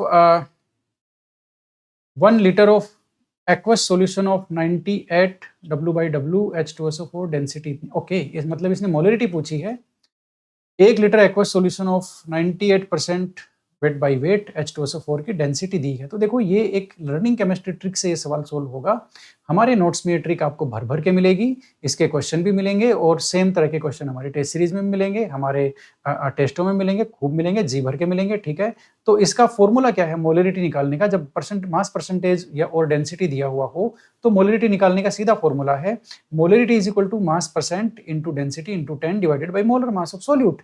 तो आप मास परसेंट 98 आप रख दो, डेंसिटी आप 1.84 रख दो, और 10 से आप मल्टीप्लाई कर दो, और नीचे मोलर मास किसका? H2SO4 का 98, तो 98 कट जाएगा, 18.4 आंसर आएगा। अरे भाई क्या करते हो, कैलकुलेशन तो ढंग की दिया करो, कोई कैलकुलेशन ही नहीं है, मतलब हद हो गई है ना? तो ये जो है ये आपका ट्रिक से सोल्व होगा, और लर्निंग केमिस्ट्री का ये जो ट्रिक वाला फॉर्मूला जो मैंने ऊपर किया है वो आप ले सकते हो, काफी अच्छा फॉर्मूला है, बहुत जबरदस्त फॉर्मूला है, ठीक है? आगे चलते हैं, ये लो। हाँ, 33 the colligative property suitable to calculate the molar mass of polymer. देखो, पॉलीमर हुआ, बायोमोलिक्यूल हुआ, है ना? ठीक है, इन सब के मोलर मास के लिए ऑस्मोटिक प्रेशर जो है, जो नॉर्मल रूम टेम्परेचर पे काम करती है, ये सबसे अच्छी टेक्निक है, एनसीईआरटी का नहीं, हमारे नोट्स का कॉन्सेप्ट है, ठीक है? तो क्या बोलते हैं, ऑस्मोटिक प्रेशर इसमें आंसर होगा, क्योंकि ये अराउंड रूम टेम्परेचर काम करती है ना, इसलिए बायोमोलिक्यूल, पॉलीमर, ये सब बेचारे इनका मोलर मास निकल जाता है, वरना बॉयल करोगे, फ्रीजिंग करोगे, बॉइलिंग पॉइंट एलिवेशन में और डिप्रेशन और फ्रीजिंग पॉइंट में, तो गड़बड़ हो जाएगी ना, वो बेचारा टेम्परेचर की वजह से मुश्किल हो जाएगा, क्या निकालोगे आप, उसका मोलर मास कुछ और आएगा। तो प्रिडिक्ट द स्पॉन्टेनिटी और non spontaneity of A reaction, एक रिएक्शन जिसके लिए डेल्टा एच, डेल्टा एस और डेल्टा जी दिया हुआ है, उसकी स्पॉन्टेनिटी, नॉन स्पॉन्टेनिटी। तो देखो, डेल्टा जी जो है वो ये दे रहा है कि पॉजिटिव है, तो भी पॉजिटिव है, तो डेल्टा जी पॉजिटिव है, तो नॉन स्पॉन्टेनियस ही होगी, और नॉन स्पॉन्टेनियस इसमें एक ही जगह है, ये रहा, यहाँ स्पॉन्टेनियस है, यहाँ स्पॉन्टेनियस है, यहाँ स्पॉन्टेनियस है, तो 3 आंसर हो गया। अरे भाई कुछ तो ढंग का पूछते, मतलब यहाँ डेल्टा जी लिखना जरूरी था क्या? ये दोनों दे देते फिर पूछ लेते, मतलब कुछ निकालना तो पड़ता, यहाँ तो कुछ करना ही नहीं पड़ा। कमाल करते हो भाई। 35 the order of reactivity of alkyl halide. देखो एल्काइल हैलाइड का कहीं भी कोई ऑर्डर हो, रिएक्टिविटी का ऑर्डर फिक्स है हमेशा। आर आई जो है उसका जो आर आई है, आर आई आपका आर बी आर से, और आपका जो आर बी आर है वो आपका आर सी एल। मतलब मेरा कहने का मतलब है आयोडो, ब्रोमो और सी एल। तो इसमें आपका जो है वो 2 नंबर सही आएगा। ठीक है, आयोडो, ब्रोमो और सी एल वाला रिएक्टिविटी का ऑर्डर है। The system in which no exchange of matter but exchange of energy is possible. अच्छा, मैटर एक्सचेंज नहीं हो लेकिन एनर्जी आ जा सकती है, तो भाई क्लोज सिस्टम हो गया। मैटर एक्सचेंज नहीं हो सकता, एनर्जी हो सकती है, क्लोज सिस्टम हो गया। The relation in which express the first law. First law तो भाई सब जानते हैं, delta U equal to Q plus W first law होता है। अब क्या करें, मतलब ये कोई क्वेश्चन देते हैं, अरे कुछ तो ढंग का देते। 38 mass and volume are intensive property. गलत, ये एक्सटेंसिव प्रॉपर्टी है। Intensive property depend upon amount of substance. गलत, अमाउंट ऑफ सब्सटेंस पे डिपेंड नहीं करती है, दोनों ही गलत। तो ये हो गया। If the amount of heat given in a system is 35 joule and amount of work done by the system is 15 joule, then the change in internal energy। क्या करते हैं भाई, अभी तो ये फर्स्ट लो का इन्होंने इक्वेशन पूछा था, अभी इस इक्वेशन पे न्यूमेरिकल दे रहे हैं। अरे तो कोई वर्क का न्यूमेरिकल दे देते, कोई एंथैल्पी का दे देते, कोई एंट्रोपी का दे देते, कुछ तो देते। मतलब वही वहीं घूमे जा रहे हैं। फर्स्ट लो पकड़ लिया तो फर्स्ट लो पे ही घूमे जा रहे हैं। ओके, तो delta U Q plus W. अब ये देख लेते हैं, heat given in A system, यानी कि सिस्टम को हीट दी, यानी कि ये हो गया सिस्टम में हीट ऐड हुई, तो ये प्लस 35 आ गया आपका जूल। ठीक है, फिर है work done by the system. System ने काम किया, मतलब ये सिस्टम की एनर्जी खर्च होगी, तो अब हम लिखेंगे -15 जूल। ठीक है, आपको दिख रहा है क्या -15 जूल दिख रहा है, -15 जूल। अब इसमें से माइनस करेंगे तो +20 आएगा ना, तो +20 आपका आंसर हो गया। इसमें कहाँ दिक्कत है, मतलब आप देख लो, क्यू प्लस डब्ल्यू करना है, ध्यान इतना रखना है यहाँ पर कि आपका ये जो है work done by the system, और work done by the system हमेशा माइनस से लिखा जाता है, इसलिए ये -w हो जाएगा प्लस w की जगह। बात आपको समझ में आई कि नहीं आई? Okay, yes. अब ये क्वेश्चन थोड़ा सा चौंकाता है, क्योंकि एल्किन है वो बेसिकली आपके सीनियर सेकेंडरी के पोर्शन में है, लेकिन इस क्वेश्चन का उससे कोई लेना देना है नहीं। सिस ब्यूट 2 इन है, उसकी रिएक्शन हम ओस्मियम टेट्रोक्साइड से कराएंगे, है ना? ठीक है, तो क्या मिलेगा बोल करके, अब ओस्मियम टेट्रोक्साइड से कराएंगे तो हाइड्रोक्सिलेशन होता है और डाइओल मिलता है, ये तो पता है, डाइओल मिलता है, और ओस्मियम टेट्रोक्साइड का सिन एडिशन होता है। और लेकिन अब जब सिन एडिशन होगा तो ये जो सिस ब्यूट 2 इन है, इससे इस पर यदि हम दोनों OH का सिन एडिशन करेंगे तो मीजो 2,3 ब्यूटेन डाइओल बनेगा, मीजो स्ट्रक्चर बनेगी। जो सिस वाला होगा ना उसमें मीजो स्ट्रक्चर बनेगी, यानी कि जो आपके क्या बोलते हैं OH है वो भी दोनों एक साइड में रहेंगे क्योंकि सिन एडिशन होता है। ठीक है, और आपका यस, ये हो गया, और यहाँ एक CH3 और यहाँ एक CH3, ये लो मीजो स्ट्रक्चर बनेगी कुल मिलाकर के, क्योंकि यहाँ पर सिन एडिशन होना है, और जो सिस होगा उसमें क्या बोलते हैं, दोनों OH एक साइड लगेंगे तो मीजो स्ट्रक्चर बनेगी, मीजो कंपाउंड बनेगा। ये भाई फेमस टाइप का क्वेश्चन कई बार आ चुका है। आपका सोडियम और लिक्विड अमोनिया से यदि आप रिएक्शन कराएंगे एल्काइन की रिएक्शन आप कराएंगे तो ये आपका ट्रांस एल्किन बनेगा, और यदि आप जो एल्किन की रिएक्शन है बेसिकली वो यदि उसका जो रिडक्शन है ना, उसका रिडक्शन है, मतलब एल्काइन का रिडक्शन करा के यहाँ पर एल्किन बनाएंगे तो एल्किन ट्रांस एल्किन बनेगा, यदि आप रिडक्शन कराएंगे सोडियम और लिक्विड अमोनिया से। यदि आप पैलेडियम और चारकोल से रिडक्शन कराएंगे तो सिस वाली जो एल्किन है वो बनेगी एल्काइन से, मतलब एल्काइन रिएक्टेंट हो गया, एल्किन ये हो गया। लेकिन इन्होंने पूछा क्वेश्चन में ए और बी है, तो ए यहाँ पर सिस आएगा और बी यहाँ पर ट्रांस है, ए यहाँ पर सिस है, बी यहाँ पर ट्रांस है, तो ऑप्शन नंबर 2 सही है।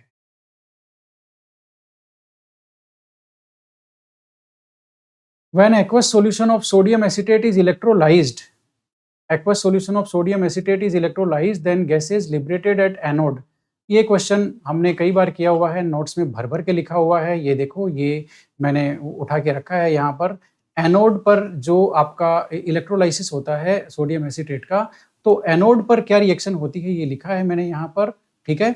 एनोड पे आपका जो एसीटेट आयन है उसका ऑक्सीडेशन होकर के एसीटेट फ्री रेडिकल बनता है और बाद में वो CO2 गैस लिबरेट होती है और मिथाइल फ्री रेडिकल बनता है। मिथाइल फ्री रेडिकल बाद में इथेन बना लेते हैं। तो ये इथेन और CO2 ये प्रोडक्ट बनता है किस पर? एनोड पर। और कैथोड पे हमारे H2 गैस रिलीज होती है। ठीक है।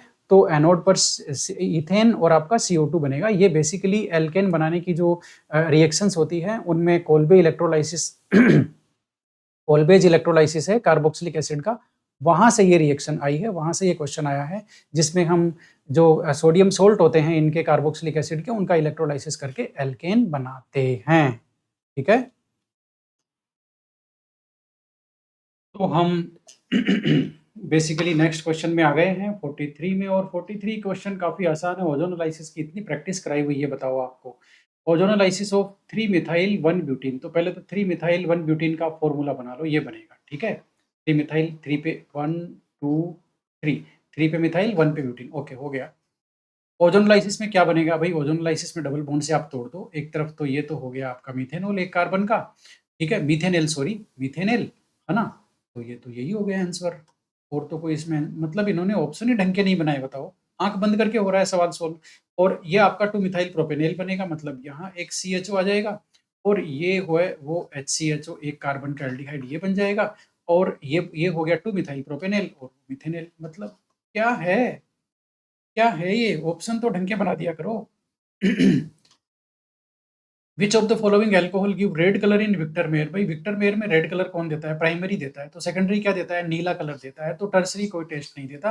तो प्राइमरी जो है एल्कोहल वो रेड कलर देता है। आंसर आएगा आपका सेकेंडरी। क्या है? विक्टर मेयर में यही पूछ लेते, प्राइमरी में कौन सा कंपाउंड बनता है, कलर पूछ लिया, बताओ। कलर तो बच्चे बच्चे को याद है। A carbonyl compound react with HCN to form cyanohydrin, ये थोड़ा सा ठीक है। A carbonyl compound react with HCN to form cyanohydrin. मेरी आवाज़ थोड़ी कम थी शायद, है ना, क्योंकि मैंने माइक टेबल पे रखा था, वीडियो बना रहा हूँ। हद हो गई, रात के 12 बजे बनाऊंगा तो यही होगा। अब आवाज़ मुझे लगता है सही आ रही है। पहले कैसे आई थी दो एक क्वेश्चन में, भगवान ही मालिक है। ठीक है, ओके। तो 45 में आपने देखा क्या है, carbonyl compound react with HCN से रिएक्शन करता है तो साइनोहाइड्रिन बनता है, और कंप्लीट उसका हाइड्रोलाइसिस कराते हैं तो mixture of racemic alpha hydroxy acid बनेगा। अब ये किस में बनेगा जरा देख लो।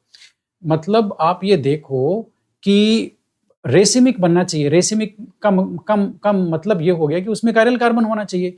तो आप इनमें से किसी का भी, इस फर्स्ट का, सेकंड का और थर्ड का, इन तीनों का आप साइनोहाइड्रिन बना करके उसका हाइड्रोलाइसिस करा लेना। ठीक है। उसमें जो कार्बोक्सिलिक एसिड बनेगा यानी कि अल्फा हाइड्रोक्सी एसिड बनेगा, वो कायरल नहीं होगा। जब कायरल नहीं होगा तो रेसिमिक मिक्सचर कैसे होगा? ठीक है। क्यों कायरल नहीं होगा? क्योंकि इसमें देखो ये ग्रुप और ये ग्रुप सेम है। जब दो ग्रुप सेम है इस कार्बन से जुड़े हुए, तो इसका अल्फा हाइड्रोक्सी एसिड कायरल नहीं हो सकता। यहाँ भी दो हाइड्रोजन जुड़े हुए हैं, ये भी कायरल नहीं होगा। दो मिथाइल जुड़े हुए हैं, वो भी कायरल नहीं होगा। तो कायरल सिर्फ ये हो सकता है, CH3CHO। तो जो CH3CHO है बेसिकली आपका, मैं आपको बता देता हूं, यहाँ पर C डबल बॉन्ड O, ये यहाँ पर आपका CH3 और ये, ठीक है। अब इसकी आप पहली रिएक्शन आप HCN से कराओगे तो साइनोहाइड्रिन बनेगा। साइनोहाइड्रिन कैसे बनेगा बोल करके, ये आपने कराया CN, और ये आपका OH, ये आपका साइनोहाइड्रिन हो गया, ये आपका मिथाइल है, ये आपका हाइड्रोजन है। इसका आप हाइड्रोलाइसिस कराओगे, है ना, कंप्लीट हाइड्रोलाइसिस इसका आप कराओगे, तो जो CN है वो सीधा ही सीधा कार्बोक्सिलिक एसिड ग्रुप में कन्वर्ट हो जाता है। तो ये बन गया basically alpha hydroxy acid. Alpha hydroxy acid क्यों? क्योंकि फंक्शनल ग्रुप COOH है, उसका बगल वाला कार्बन है, नेक्स्ट कार्बन वो अल्फा है, और उससे एक OH जुड़ा हुआ है, तो ये अल्फा हाइड्रोक्सी एसिड हो गया। अब ये जो अल्फा हाइड्रोक्सी एसिड है उसमें देखो ये अल्फा कार्बन, ये कायरल है। इसका मतलब यहाँ पर जो जो इस कायरल के जो दोनों एनंशियोमर हैं वो 50-50% बनेंगे। तो इस केस में रेसिमिक मिक्सचर बनेगा। तो रेसिमिक मिक्सचर तभी बन सकता है जब जो अल्फा हाइड्रोक्सी एसिड है वो कायरल बने, और वो कायरल किस में बनेगा? केवल फोर्थ ऑप्शन में बनेगा। फर्स्ट, सेकंड, थर्ड में आप देखोगे तो ये जो कार्बन है इससे दो ग्रुप सेम जुड़े हुए हैं, इसका मतलब वो कायरल कार्बन नहीं बन सकता अल्फा हाइड्रोक्सी एसिड में। वो कार्बन, कार्बोनिल कार्बन, ठीक है। तो कार्बोनिल कार्बन से दोनों ग्रुप अलग अलग जुड़े हुए हों तब वो मतलब आगे जाके कायरल बनेगा। ठीक है। तो इसमें ऑप्शन नंबर 4 आएगा। Match the common name given in first with the IUPAC name in second. IUPAC name के साथ मिलाना है भाई, कॉमन नेम दिए हैं हमारे नोट्स में, ये एकदम भर भर के है, आप बिल्कुल मना नहीं कर सकते, ठीक है। वैसे भी मेसिटाइल जो ऑक्साइड है उसके क्वेश्चन आपको कई मिल जाएंगे। मेसिटाइल ऑक्साइड एकदम फेमस कंपाउंड है, और मेसिटाइल ऑक्साइड है आपका 4 methyl paint 3 in 2 on, 4 methyl paint 3 in 2 on, ठीक है। तो आपका ये हो गया 4 मिथाइल, 4 पे ये आपका मिथाइल है, पेंट 3 इन 2 ऑन, ये आपका मेसिटिल ऑक्साइड है, तो ये तो आपका मिलेगा 1 से। पेंटेनल को वेलेरल्डिहाइड बोलते हैं, तो ये आपका मिलेगा सेकंड से, ठीक है। मेरे ख्याल से इतने में आपका हो जाएगा। सिनेमेल्डिहाइड आप जानते ही हैं, बेंजीन रिंग, बेंजीन से सी डबल बॉन्ड CH है ना, और एक CHO, ये सिनेमेल्डिहाइड है, ये भी आप जानते हैं। 3 फिनाइल 2 प्रोपिनेल, तो ये भी ये हो गया, तो ये सिनेमेल्डिहाइड है आपका। तो अब आप मिला लो, ज्यादा कुछ मिलाना जुलाना नहीं है। बी में आपका फर्स्ट आएगा, अरे ये लो बी में फर्स्ट, ये तो एक ही है, मतलब ये ऑप्शन भी ढंग के नहीं बनाते, गजब हो गया भाई इनके आगे तो, ठीक है। अब ए में आपका सेकंड आएगा, तो बी में आपका ये है, तो ए में सेकंड है, ये रहा। तो आपका जो डी है उसमें थर्ड आएगा, तो ये डी में थर्ड रहा, तो इसमें फोर्थ हो गया, तो मतलब हो गया। तो ये लो मतलब हद हो गई, क्या पूछते हैं, क्या पूछना चाहते हैं। एक सिंगल ऑप्शन भी यदि आपको पता है तो आपका सही हो जाएगा, ठीक है। 47 में arrange the following carboxylic acid in decreasing order of their acidic strength. Acidic strength के जो हैं वो डिक्रीजिंग ऑर्डर आप इनका आपको इनका बनाना है। बेसिकली ये हमारे नोट से तो है ही है, वो उससे तो बाहर जा ही नहीं सकता। जो आपका फ्लोरीन वाला है, फ्लोरीन यदि आप लगा दोगे एसिटिक एसिड के, तो वो सबसे ज़्यादा एसिडिक यहाँ पर हो जाएगा बेसिकली। और वो अब जो सी है, वो सी सबसे ज़्यादा एसिडिक होगा, इसमें कोई किंतु परंतु नहीं है, ठीक है, क्योंकि फ्लोरीन का माइनस आई इफेक्ट काफ़ी पावरफुल होता है, इसलिए सी सबसे ज़्यादा होगा। सी सबसे ज़्यादा एक में ही है, आपको कोई टेंशन लेने की जरूरत नहीं है, फोर्थ ऑप्शन होगा इसका, कोई भी आपको टेंशन लेने की जरूरत नहीं है। बात आपको समझ में आई कि नहीं आई? दूसरा, ये भी हम इंपॉर्टेंट ऑर्डर ले चुके हैं कि आपका जो फॉर्मिक एसिड है वो ये जो आपका बेंजोइक एसिड है इससे ज्यादा होता है, फॉर्मिक एसिड इससे ज्यादा होता है, ठीक है।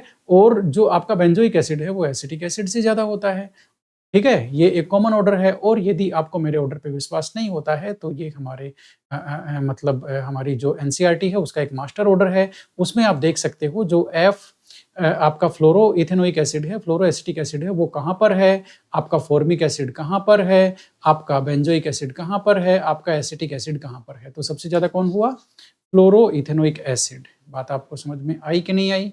मेरे ख्याल से आ गई होगी, इतना कुछ समझाने की जरूरत नहीं है। 48 में intermediate form during the reaction of, ये आपका एमाइड है और ये Br2 है, KOH की प्रेजेंस में रिएक्शन, यानी कि ये होफमैन होफमैन ब्रोमेमाइड रिएक्शन है। और होफमैन ब्रोमेमाइड की मैकेनिज्म आप हमारे नोट्स में देख लेना, मतलब आप मैकेनिज्म देख लेना इसकी। अभी तो मैं आपको कहाँ से दिखा सकता हूँ मैकेनिज्म, कोई रास्ता मेरे पास है नहीं, ठीक है। तो इसका आंसर लेकिन इसमें 2 आएगा, क्योंकि जो फर्स्ट स्टेप है वो बेस की प्रेजेंस में बेसिकली जो क्या बोलते हैं, हाँ, एक जो हाइड्रोजन है वो बेसिकली NH ग्रुप से चला जाता है और उसका ब्रोमिनेशन हो जाता है, यानी कि जो इसकी मैकेनिज्म आप देखोगे ना, तो फर्स्ट स्टेप में N ब्रोमिनेशन होता है, नाइट्रोजन पे ब्रोमिनेशन होता है, तो नाइट्रोजन पे ब्रोमिनेशन होता है, तो बेसिकली आपका जो कंपाउंड है वो यही बनेगा। मतलब यहाँ पे एमाइड जो होता है ना, इस पे हाइड्रोजन हट करके Br लगेगा, फर्स्ट स्टेप में N ब्रोमिनेशन होता है, ठीक है। और बाद में आपको जानते हो आइसोसाइनेट बनेगा, तो आइसोसाइनेट का तो ये दोनों जगह सेम दिया है, लेकिन N ब्रोमिनेशन में आप जानते हो N ब्रोमिनेशन में यही है जिस पर नाइट्रोजन से ब्रोमीन जुड़ा हुआ है। यहाँ तो देखो ब्रोमीन इन्होंने CO से जोड़ दिया, ये बेसिकली गलत है, ये एमाइड का स्ट्रक्चर ही नहीं है, तो ये तो यहाँ पर बन ही नहीं सकता, बात को समझो, ठीक है। तो आइसोसाइनेट इसमें बनता ही बनता है, जिसमें बाद में फिर नाइट्रीन बनता है, और ठीक है आगे जाके उसमें एमीन बनता है, ठीक है। तो मेरा कहने का मतलब ये है कि ये जो ऑप्शन सेकंड है वो इसमें आएगा, एन ब्रोमिनेशन से ये कंपाउंड बनेगा, और आइसोसाइनेट तो इसमें बनना ही बनना है। The reagent which is used to oxidize primary alcohol to aldehyde, primary alcohol को एल्डिहाइड में तो भाई सीधी सी बात है PCC यूज होता है। ये दोनों तो स्ट्रॉन्ग ऑक्सीडाइजिंग एजेंट है, ये सीधा कार्बोक्सिलिक एसिड में कन्वर्ट कर देंगे। डाइबिल एच तो एक रिड्यूसिंग एजेंट है, वो ऑक्सीडाइजिंग ही नहीं है, क्योंकि प्राइमरी अल्कोहल को एल्डिहाइड में करने के लिए हमें ऑक्सीडाइजिंग एजेंट चाहिए, और वो भी माइल्ड ऑक्सीडाइजिंग एजेंट चाहिए ना, स्ट्रॉन्ग नहीं चाहिए। तो ये दोनों तो स्ट्रॉन्ग है और ये माइल्ड ऑक्सीडाइजिंग एजेंट है, इसका काम ही प्राइमरी अल्कोहल को एल्डिहाइड में कन्वर्ट करना है, पीसीसी का, है ना, pyridinium क्लोरोक्रोमेट। 4 स्ट्रक्चर यहाँ पे दी हुई है, ये कह रहे हैं एरोमेटिक कौन सी है बोल करके, तो देखो ये तो प्लेनर नहीं है, एरोमेटिक नहीं है, ये इसमें 4n सिस्टम हो गया, एरोमेटिक नहीं है, ए आपका एरोमेटिक है, सी आपका एरोमेटिक है, तो फर्स्ट ऑप्शन सही है, ए एंड सी। आप इसमें देखेंगे तो इसमें हकल्स रूल का फॉलो हो रहा है, इसमें आपका 2 पाई इलेक्ट्रॉन है, ठीक है, एन की वैल्यू आपकी इसमें 0 हो जाएगी, ठीक है, और ये यहाँ पर 2 बेंजीन रिंग आपको साफ-साफ दिख ही रही है, तो ये एरोमेटिक है, तो ए और सी आपका एरोमेटिक है। Which of the following reaction shows there are double carbon carbon, अच्छा ये बोल रहा है कौन सी रिएक्शन बताती है कि बेंजीन में 3 कार्बन-कार्बन डबल बॉन्ड है, तो देखो भाई ये तो इलेक्ट्रोफिलिक सब्स्टिट्यूशन रिएक्शन है, इसका कोई लॉजिक नहीं है, ये भी इलेक्ट्रोफिलिक सब्स्टिट्यूशन रिएक्शन, इसका भी कोई लॉजिक नहीं है। एक तो इसमें ओजोनोलाइसिस इसमें होता है, जिसमें 3 ग्लाइओक्सिल के मॉलिक्यूल बनते हैं, तो जो ओजोनोलाइसिस होता है वो ये उसमें 3 ओजोन के मॉलिक्यूल होते हैं, वो कंज्यूम होते हैं, तो वो ये बताता है कि इसमें 3 डबल बॉन्ड है, क्योंकि एक डबल बॉन्ड पे 1 ओजोन का मॉलिक्यूल खर्च होता है। बात को समझ में आई? तो जो सी रिएक्शन है वो बताती है कि 3 डबल बॉन्ड हैं।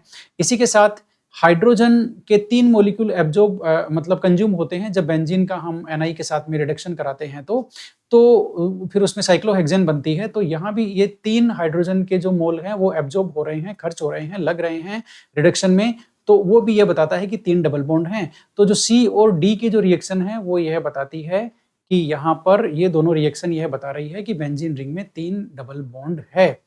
52 जो है वो major product a form the following reaction is, जो मेजर प्रोडक्ट मतलब ये आपके सामने एक रिएक्शन है और इसमें मेजर प्रोडक्ट बताना है। बहुत इंटरेस्टिंग रिएक्शन है, हमारे नोट्स में से ऐसे कैसे है, मतलब ही नहीं है इधर उधर जाने का। तो ये जो है बेसिकली आप जानते हैं ये फ्रीडेल क्राफ्ट एल्काइलेशन की रिएक्शन है, और फ्रीडेल क्राफ्ट एल्काइलेशन में आप जानते हैं ये इसमें इलेक्ट्रोफाइल है, इसका कार्बोकेटाइन बनेगा। अब ये प्राइमरी कार्बोकेटाइन बनेगा, प्राइमरी कार्बोकेटाइन रीअरेंज होकर के सेकेंडरी कार्बोकेटाइन हो जाएगा, तो इससे जो फाइनली है वो ये आपका इलेक्ट्रोफाइल होगा, और ये बेंजीन रिंग पे अटैक करके आपका जो प्रोडक्ट बनना है वो ये बनेगा। यानी कि यहाँ पर आपको कार्बोकेटाइन का रीअरेंजमेंट ध्यान में रखना है, हमेशा याद रखना। लर्निंग केमिस्ट्री का कॉन्सेप्ट ले लो, कार्बोकेटाइन जब भी इंटरमीडिएट बनता है तो हमेशा उसमें चेक करना है कि उसमें रीअरेंजमेंट हो रहा है कि नहीं हो रहा है, जैसे यहाँ पे हो रहा है, और 3 नंबर आपका प्रोडक्ट बनेगा। Among the following how many groups are ortho और पैरा डायरेक्टिंग, कितने ऑर्थो और पैरा डायरेक्टिंग है, तो इथाइल है, ऑर्थो पैरा डायरेक्टिंग है, OH है, ऑर्थो पैरा डायरेक्टिंग है, OCH3 है, ऑर्थो पैरा डायरेक्टिंग है, NH2 है, Cl है, ये सभी ऑर्थो पैरा डायरेक्टिंग है। तो ये टोटल 5 फंक्शनल ग्रुप है जो ऑर्थो पैरा डायरेक्टिंग है, बाकी वाले मेटा डायरेक्टिंग।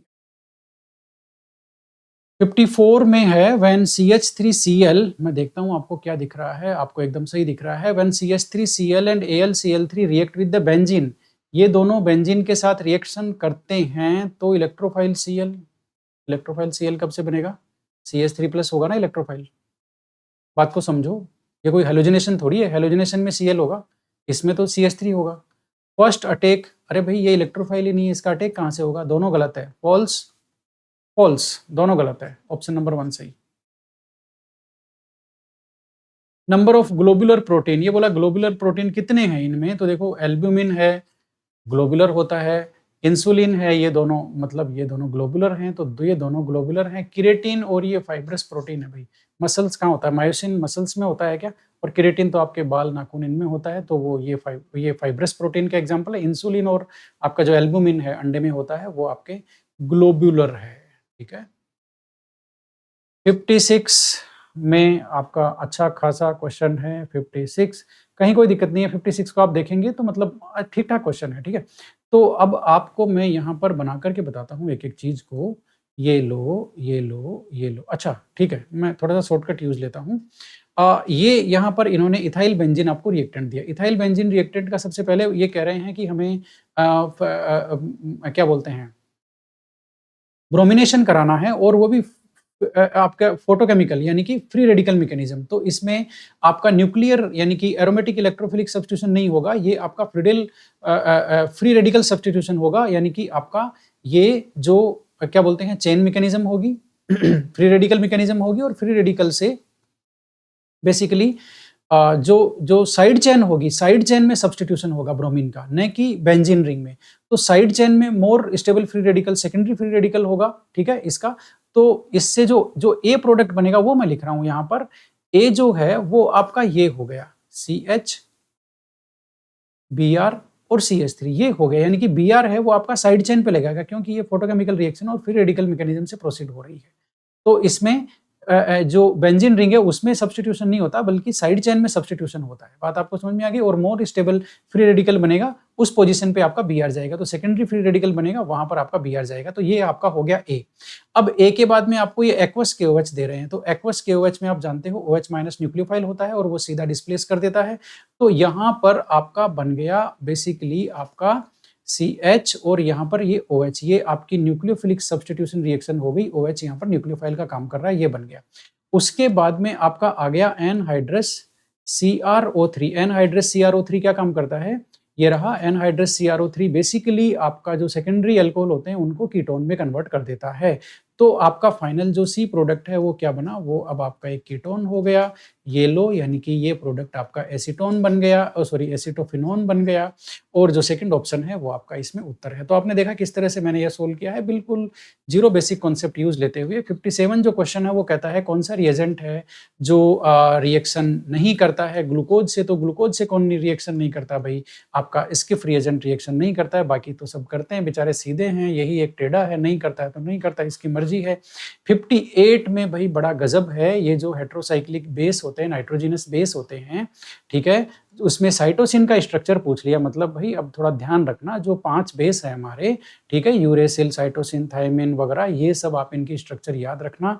साइटोसिन यहाँ पर ये सेकंड वाला बेचारा साइटोसिन है, ठीक है। तो मतलब थोड़ा सा बच के रहना, मतलब स्ट्रक्चर भी आपको इनकी हमेशा आप देख के जानी पड़ेगी, ये इनका कोई भरोसा नहीं है, ये कुछ भी पूछ सकते हैं। ऑप्शन नंबर सेकंड है साइटोसिन की स्ट्रक्चर, हमारे नोट्स में आपको मिल जाएगी, तसल्ली से मिला लीजिएगा, कहीं कोई जल्दबाजी नहीं है। अब एग्जाम हो गई, आराम ही करना है आपको। 59 pair of species having same bond order. Bond order same होना चाहिए। देखो बॉन्ड ऑर्डर सेम के लिए फोर्थ ऑप्शन एकदम अप्रोप्रिएट है।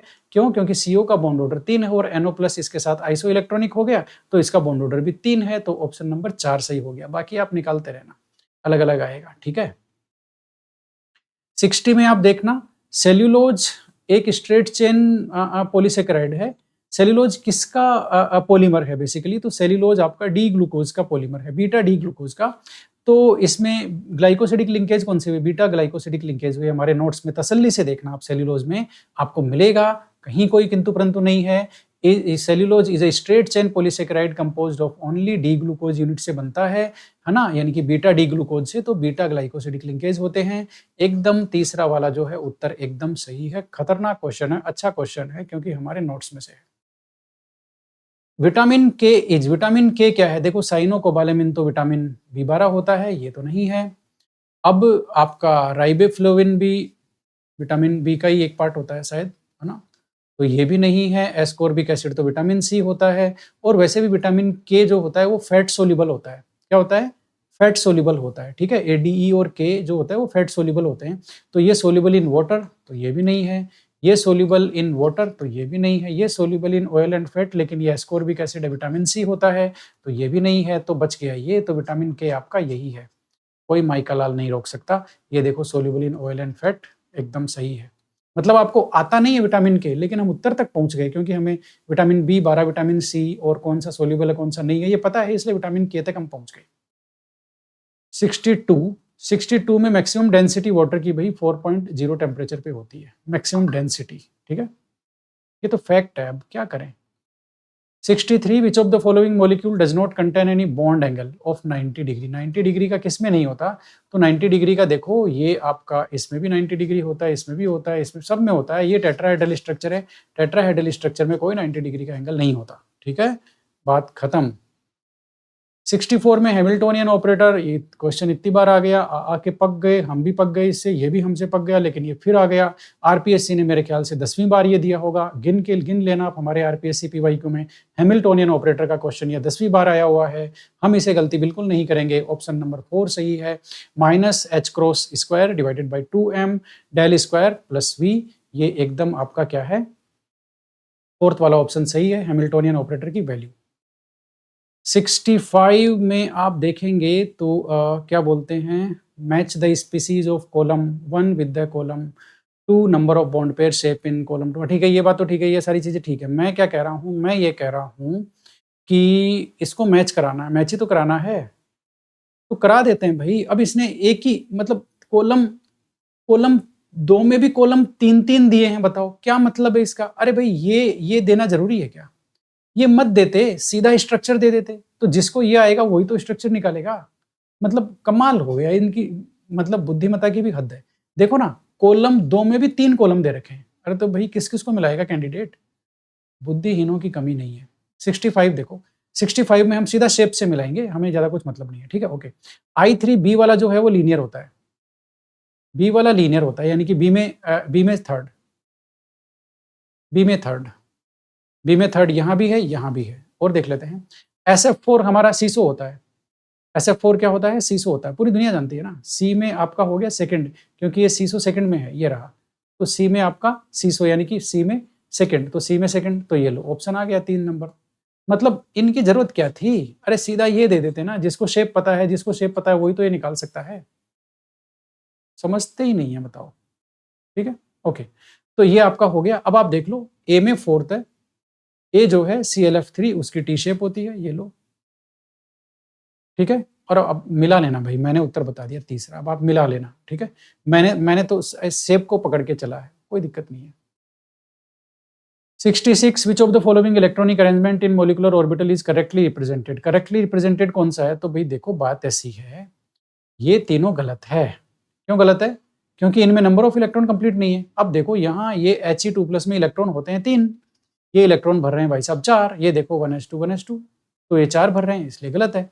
अब Li2 में इलेक्ट्रॉन होते हैं 6, बात को समझो, ये भाई साहब भर रहे हैं इलेक्ट्रॉन 5, कैसे?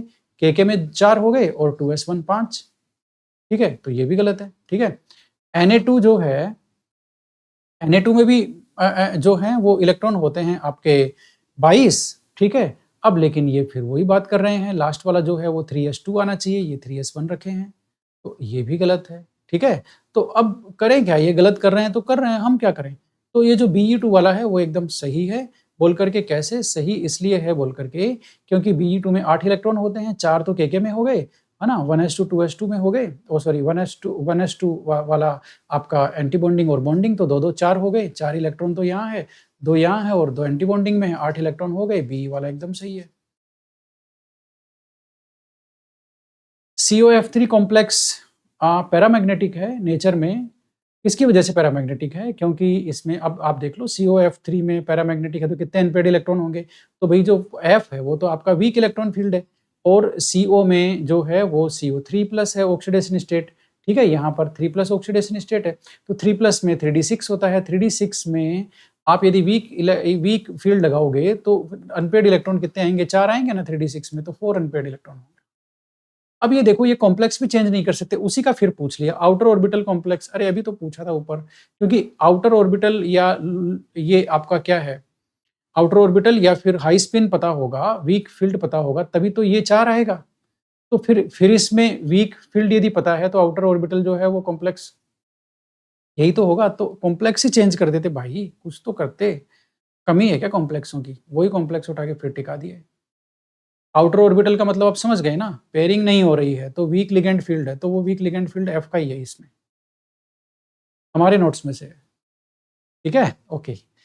स्पिन ओनली मैग्नेटिक मोमेंट, इसका इतना है, correct statement about the complex, इस कॉम्प्लेक्स के बारे में क्या सही है बोल करके, तो it is low spin complex. ये लो स्पिन है क्या? किसने कह दिया भाई हाई स्पिन कॉम्प्लेक्स है? गलत बात। इट हैज ए टेट्राहेड्रल, चलो टेट्राहेड्रल को भी होल्ड में लेते हैं। कॉन्फ़िगरेशन इसका T2G5 Eg0, तो भाई जब ये लो स्पिन ही नहीं है तो कॉन्फ़िगरेशन T2G5 Eg0 कैसे होगा? ये तो लो स्पिन का कॉम्प्लेक्स है, ये भी लो स्पिन का इलेक्ट्रॉनिक कॉन्फ़िगरेशन है, ये भी गलत है। It's configuration is T2G2 Eg3, ये तो कैसे ही नहीं आ सकता। T2G में 2 इलेक्ट्रॉन रख करके आप Eg में 3 थोड़ी लेके जा सकते हैं, नहीं, आपको T2G में कम से कम 3 इलेक्ट्रॉन तो भरने ही पड़ेंगे, यदि वो हाई स्पिन है तो भी, बात को समझो, ठीक है? तो इसका करेक्ट इलेक्ट्रॉनिक कॉन्फ़िगरेशन आपको T2G3 Eg आपका 2 ज़रूर हो सकता है, लेकिन ये तो नहीं हो सकता। तो कुल मिलाकर के इसकी जो ज्योमेट्री है वो टेट्राहेड्रल है, ये यहाँ पर कन्फर्म है, ठीक है? तो यही यहाँ पर स्टेटमेंट सही है। Which of the following condition is favourable for strong distortion in octahedral complex? Octahedral complex में आपका जॉन टेलर डिस्टोर्शन होगा, स्ट्रॉन्ग डिस्टोर्शन होगा, उसके लिए कौन सी कंडीशन सही है? ठीक है, तो स्ट्रॉन्ग डिस्टोर्शन कब होता है? जब आपका जो ईजी है वो अनसिमेट्रिकल हो, और ईजी अनसिमेट्रिकल एक तो D4 में होता है, D4 के हाई स्पिन में, हाई स्पिन का इलेक्ट्रॉनिक कॉन्फ़िगरेशन T2G3 EG1 हो गया, तो इसमें ईजी अनसिमेट्रिकल है। D9 में आपका T2G6 और EG3 हो गया, तो D9 में तो चाहे हाई स्पिन हो चाहे लो स्पिन हो कोई मतलब नहीं है, ठीक है, तो ये आपका EG3, यहाँ भी ईजी है वो अनसिमेट्रिकल हो गया, तो ईजी अनसिमेट्रिकल जब होगा तो स्ट्रॉन्ग डिस्टोर्शन होता है। इसलिए 4 जब D4 और जो D9 होता है उसमें हाई स्पिन कॉम्प्लेक्सेस में हम कह सकते हैं कि स्ट्रॉन्ग डिस्टोर्शन होगा, इसलिए यहाँ पर ऑप्शन नंबर 1 सही है। The ligand which has lowest field strength in octahedral crystal field? Octahedral crystal field में सबसे कम जो है वो स्ट्रेंथ किसकी है? तो सबसे कम स्ट्रेंथ तो आपके जो आपका क्या बोलते हैं वो स्पेक्ट्रोकेमिकल सीरीज है, उसमें आप देखना स्पेक्ट्रोकेमिकल सीरीज से आंसर आएगा, आपको याद होनी चाहिए स्पेक्ट्रोकेमिकल सीरीज, और इसमें जो ऑक्सलेट है वो इसका आंसर होगा।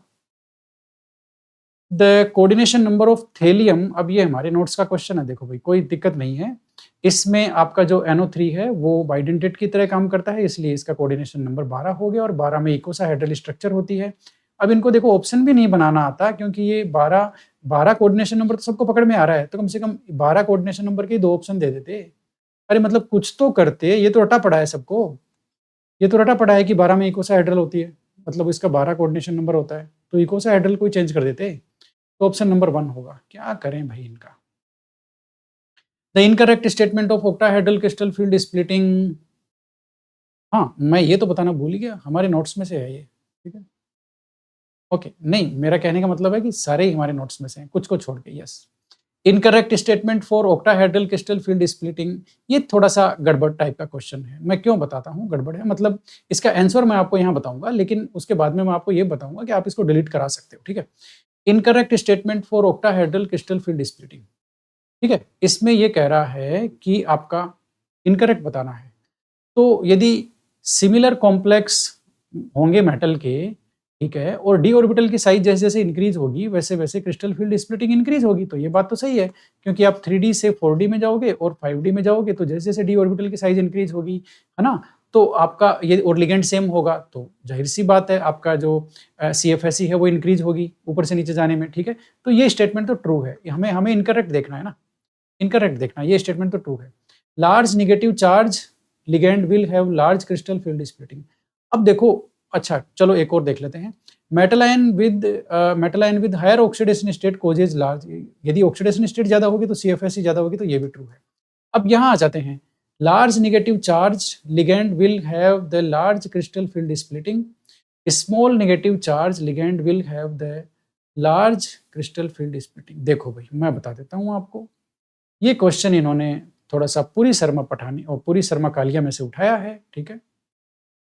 अब इन्होंने अब उसमें लिखा हुआ क्या है जरा सुन लो, उसमें लिखा हुआ है कि एक लिगेंड की जो क्रिस्टल फील्ड स्प्लिटिंग होती है वो कई बातों पे डिपेंड करती है, जैसे उसमें लार्ज नेगेटिव चार्ज होना चाहिए, उसका स्मॉल साइज होनी चाहिए, वो एक अच्छा सिग्मा डोनर होना चाहिए और अच्छा एक पाई एक्सेप्टर होना चाहिए, ये लिगेंड की विशेषताएं हैं, ठीक है। मतलब उन्होंने साफ कहा है कि लिगेंड का जो CFSE है वो किसी एक फैक्टर पे डिपेंड नहीं करता, कईयों पे डिपेंड करता है, ठीक है। और बाकी जो बुक्स है, जो स्टैंडर्ड बुक्स है, वो लिगेंड लिगेंड के लिए एक ही बात बोलती है कि लिगेंड का जो डिसीजन है किसका, CFSE का, वो स्पेक्ट्रोकेमिकल सीरीज से आएगा, उसको आप प्रिडिक्ट कर ही नहीं सकते कि किसी का नेगेटिव चार्ज ज्यादा होगा तो क्या बोलते हैं वो ज्यादा होगा, क्या बोलते हैं आपका CFSE, ये आप प्रिडिक्ट कर ही नहीं सकते, क्योंकि जो CO है, जो टॉप मोस्ट है स्पेक्ट्रोकेमिकल सीरीज में, वो तो न्यूट्रल है, तो ये आप कह ही नहीं सकते कि नेगेटिव चार्ज वाले का CFSE ज्यादा होगा। तो इसलिए जो अच्छी बुक्स हैं वो लिगेंड के मैटर में CFSE के लिए सिर्फ एक ही बात कहती हैं कि स्पेक्ट्रोकेमिकल सीरीज से ही पता चलता है कि किस लिगेंड के केस में CFSE ज्यादा है, किसके केस में CFSE कम है ना, इसके अदरवाइज वो बात नहीं करती हैं स्टैंडर्ड बुक्स। और जो आपकी पूरी शर्मा कालिया है उसमें ये पॉइंट्स लिखे हुए हैं, तो वहां से इन्होंने लार्ज नेगेटिव चार्ज को उठा लिया कि लार्ज नेगेटिव चार्ज जब होगा, एक पॉइंट उठा लिया, जबकि उठाने थे इनको सारे, मतलब वहां भी सब कुछ लिखा हुआ है लेकिन इन्होंने एक पॉइंट उठा लिया, ऐसा नहीं चलता ना, ऐसा नहीं चलता, ठीक है। तो लेकिन आप देखना इसका फर्स्ट की में जो आंसर है वो इनकरेक्ट स्टेटमेंट ये आएगा, ठीक है। फर्स्ट की में यदि आप जोर लगाओगे और आप कॉन्सेप्ट को भेजोगे स्टैंडर्ड बुक के कॉन्सेप्ट को कि भाई जो CFSE है वो लिगेंड के केस में स्पेक्ट्रोकेमिकल सीरीज से डिसाइड होता है, चार्ज से डिसाइड नहीं होता, चार्ज से वो डिसाइड नहीं होता है, ठीक है। तो यदि आप ये भेजोगे और स्पेक्ट्रोकेमिकल जो सीरीज है या ये स्टैंडर्ड बुक से लिगेंड के बेसिस पे कैसे डिसाइड होता है CFSE, इसको भेजोगे तो हो सकता है डिलीट हो जाए। फर्स्ट बार आपको आंसर 3 मिलने वाला है, 3 इनकरेक्ट है, 3 इनकरेक्ट है, ठीक है ना। यदि आप डिफेंड करोगे तो हो सकता है डिलीट हो जाए। 74 arrange the following try positive ions in increasing order of magnetic moment. देखो मैग्नेटिक मोमेंट मतलब मैग्नेटिक मोमेंट की वैल्यू का ऑर्डर पूछा है, ठीक है। अब ये जो है वो बेसिकली, अब आपको पता है आप ऑब्जर्व्ड वैल्यू तो आप कोई याद कर नहीं सकता, तो ये basically spin only order, spin only magnetic moment आपको बताना था, ठीक है। स्पिन ओनली वाला बताना था, कैलकुलेटेड जिसको हम करते हैं, वो जो ओरिजिनल वाला है वो तो आप कर ही नहीं सकते ना, बात को समझो। मतलब स्पिन ओनली नहीं, हाँ स्पिन ओनली से आपको इसका अंदाजा लग जाएगा। अब जो, हाँ, अब आप इसको करने की कोशिश करोगे तो आप देखोगे GD जो 3 है, GD3 का जो इलेक्ट्रॉनिक कॉन्फ़िगरेशन होता है वो 4f7 होता है, ठीक है। अब 4f7 में अनपेयर्ड इलेक्ट्रॉन सबसे ज़्यादा इसी में होते हैं, ठीक है। इसका मतलब GD3 का मैग्नेटिक मोमेंट सबसे ज़्यादा होगा, इसी का होता है। टेंशन लेने की ज़रूरत नहीं है, इसी का होता है, कैलकुलेटेड वैल्यू इसी की सबसे ज़्यादा है, ठीक है। तो अब आप देख लो, इसी का सबसे ज़्यादा है और GD3 एक ही ऑप्शन में है सबसे ज़्यादा, इसका मतलब आंसर यही होगा। कोई माइका लाल इसको नहीं झुठला सकता। मतलब ये देखो कॉमन सेंस पे गया ये क्वेश्चन। ये क्वेश्चन यदि आप परेशान होगे कि ये मतलब स्पिन ओनली नहीं, मेरा कहने का मतलब है कैलकुलेटेड। कैलकुलेटेड भाई, इसमें हम 2 वैल्यूज की बात करते हैं ना लेंथेनॉइड्स में, एक तो हम बात करते हैं कैलकुलेटेड की, एक हम बात करते हैं ऑब्जर्व्ड वैल्यू की। तो ऑब्जर्व्ड वैल्यू का यहाँ पे कोई लॉजिक नहीं है, कैलकुलेटेड वैल्यू जरूर आप अंदाजा लगा सकते हैं अनपेयर्ड इलेक्ट्रॉन के बेसिस पे। तो यहाँ पर यही कॉन्सेप्ट है। बाकी जो इन्होंने दिया है देखो, ये YBCE है ना, ये सब सोच समझ के दिए है, क्योंकि CE में आपका एक अनपेयर्ड इलेक्ट्रॉन है तो इसका भी मैग्नेटिक मोमेंट काफी कम होता है, 2 पॉइंट कुछ होता है, ठीक है। इधर आपका YB3 है, इसका भी 4 पॉइंट कुछ होता है। इधर ये TM है, इसमें भी 2 अनपेयर्ड इलेक्ट्रॉन होते हैं, इसका भी काफी कम होता है ना। इसका जरूर अच्छा खासा होता है, किसका, आपके 7.9 के आसपास कुछ होता है, किसका, GD का, क्योंकि इसमें 7 अनपेयर्ड इलेक्ट्रॉन होते हैं। तो मेरा कहने का मतलब है कि ये इसको सोल्व करने का बस यही एक तरीका है और इसका सेकंड आंसर है। Among the following which statement is not correct, सही कौन सा नहीं है। तो देखो, एक्टिनोइड कॉन्ट्रैक्शन ग्रेटर होता है, ट्रू स्टेटमेंट है, बहुत बार हमने किया हुआ है। ग्रेटर टेंडेंसी होती है कॉम्प्लेक्स बनाने की, ट्रू स्टेटमेंट है, कहीं कोई दिक्कत नहीं है। स्पेक्ट्रल लाइन इनकी 10 गुना शार्प होती है लेंथेनोइड से, ये भी ट्रू स्टेटमेंट है। टेस्ट सीरीज और हमारे नोट्स में आपको कई जगह मिल जाएगा, जगह जगह मिल जाएगा आपको। मोलर मैग्नेटिक ससेप्टिबिलिटी, ये हमने चिल्ला चिल्ला के किया हुआ है, हमारा क्वेश्चन भी है, ये लर्निंग केमिस्ट्री स्पेशल टेस्ट में भी है, कई जगह है कि मैग्नेटिक ससेप्टिबिलिटी एक्टिनोइड की कम होती है, लेंथेनोइड की ज़्यादा होती है, लेकिन यहाँ पे इन्होंने एक्टिनोइड की ज़्यादा बता दी, ये इन्होंने गलत कर दिया। तो इसका ऑप्शन नंबर जो है 4 वो गलत हो गया, जो गलत हो गया वही उत्तर हो गया। ये भाई क्या करें ऐसे सवालों का, आप तो जानते हैं LS कपलिंग का सवाल है, यदि लेस देन हाफ होगा तो J की वैल्यू L-S हो जाएगी। हमारे नोट्स में से मान लो, जेडीली में से मान लो, PYQ बुक में से मान लो, कहीं से ही मान लो, मानते रहो, लेकिन सवाल हमारा मतलब सही हुआ होगा आपका, गारंटेड है। RNS इक्वेशन है, अलग अलग फॉर्मेट्स में लिखी है RNS इक्वेशन, सही फॉर्मेट आपको पहचानना था, सही फॉर्मेट आपका ये है, natural log K is equal to minus EA/RT plus log natural log A, ये रहा, ठीक है।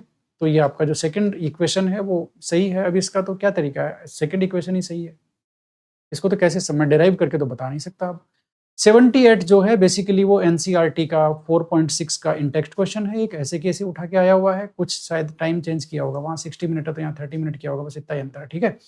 तो time required to decompose SO2Cl2, time required to decompose SO2Cl2 to half of its initial amount is 30 minute, ठीक है ना। Time required to decompose SO2Cl2 to, मतलब इसका आधा डिकम्पोज होने में 30 मिनट, यानी कि इसका टी हाफ 30 मिनट है, इसका टी हाफ कितना है, 30 मिनट है। इफ द डिकम, ये फर्स्ट ऑर्डर की है तो रेट कांस्टेंट, अच्छा के निकालना है, तो के का फॉर्मूला तो ये हो ही गया ना, कहाँ दिक्कत है, टी हाफ और के में ये रिलेशन है, फर्स्ट ऑर्डर के लिए हो गया। अब आप इसको टी हाफ रख दो, टी हाफ आपको सेकंड में रखना पड़ेगा क्योंकि आंसर पर सेकंड है, आंसर पर सेकंड है, पर मिनट तो नहीं है, यहाँ मिनट दिया है, तो 30 मिनट को आप कन्वर्ट करो किसमें, आपके सेकंड में, तो 30 को आप 60 से मल्टीप्लाई करोगे तो 1800 आ गया, तो 0.693 डिवाइडेड बाई 1800, आप इसको सोल्व करके देख लेना, आपका आंसर आएगा 3। ठीक है, ये वैसे भी हो ही जाएगा ना, ये वैसे भी हो ही जाएगा, मैं आपको क्लियर कट बताता हूँ। जैसे ये आपका कैसे होगा, ओके, ये ऐसे होगा, देखो मैं आपको बताता हूँ। जैसे ये जो डबल जीरो है, ये ऊपर जाएगी तो 10 टू पावर -2 हो जाएगी ना, ठीक है? तो 10 टू पावर -2 हो जाएगी और उस पे 10 टू पावर -4 कर देते हैं, तो हम इसको ऐसे लिख सकते हैं, 10 टू पावर -4। तो ये 2 ऊपर चली गई, 2 डेसिमल को इधर खिसका दिए तो -4 आ गया ना, ठीक है? नीचे 18 है, अब हम जानते हैं 18 चौक 72 होते हैं ना, ठीक है? तो 72 इसको मतलब 4 से मल्टीप्लाई करेंगे तो 72 के आस-पास आएगा, इसका मतलब वैल्यू इसकी 3.85 आएगी, कैलकुलेट करने की ज़रूरत ही नहीं है। क्या ज़रूरत है? इतने आसान, मतलब आसान तो नहीं है पेपर, पेपर अच्छा खासा है। 79 the absorption band very narrow होते हैं, अच्छी बात है, हमें पता है, ट्रू स्टेटमेंट है। लेंथेनॉइड जो आयंस होते हैं, Ln3+ आयंस, उनके एब्जॉर्प्शन बैंड काफ़ी नैरो होते हैं। It is due to effectively shielding of 4f की बेसिकली शील्डिंग अच्छी हो जाती है 5f और 5p से, वो अंदर होते हैं बेचारे, उनका बचाव हो जाता है, इसलिए लिगेंड से इंटरेक्ट नहीं करते, इसलिए उनके नैरो स्पेक्ट्रम आता है, नैरो स्पेक्ट्रा होते हैं। तो ये भी स्टेटमेंट ट्रू है और वो उसका रीजन भी सही है, तो इसमें ऑप्शन नंबर 2 आएगा। Both A and R true and R is correct explanation of A, एकदम बात सही है। नैरो तो पीक होती ही होती है, लेकिन वो इसलिए होती है क्योंकि इनकी शील्डिंग होती है प्रॉपर। तो दोस्तों बात ऐसी है कि मैं लगभग 60 तक क्वेश्चन है वो सोल्व कर चुका हूँ और ये वीडियो है वो 1 घंटे 10 मिनट का बन चुका है। इससे ज़्यादा मैं आपके सामने बनाने जाने वाला नहीं हूँ क्योंकि रात का काफ़ी लेट हो गया है, ठीक है? तो एक बार तो मैं इसको बंद करता हूँ। 80 जो क्वेश्चन नंबर है ना? ये पेपर मैं अपलोड कर आपके डिस्क्रिप्शन बॉक्स में भी डाल दूँगा। 80 जो है वहाँ से हम इसको पार्ट 2 में स्टार्ट करेंगे, तो आपसे मेरा रिक्वेस्ट है, यहाँ से आप पार्ट 2 देख लेना, ठीक है? यहाँ से आप पार्ट 2 देख लेना, मैं रिकॉर्डिंग बंद कर रहा हूँ। काफ़ी देर हो गई एक्चुअल में, बोलते-बोलते घरवाले और मुझे लगता है बच्चे-वच्चे सब सो गए दिखते हैं। Thank you.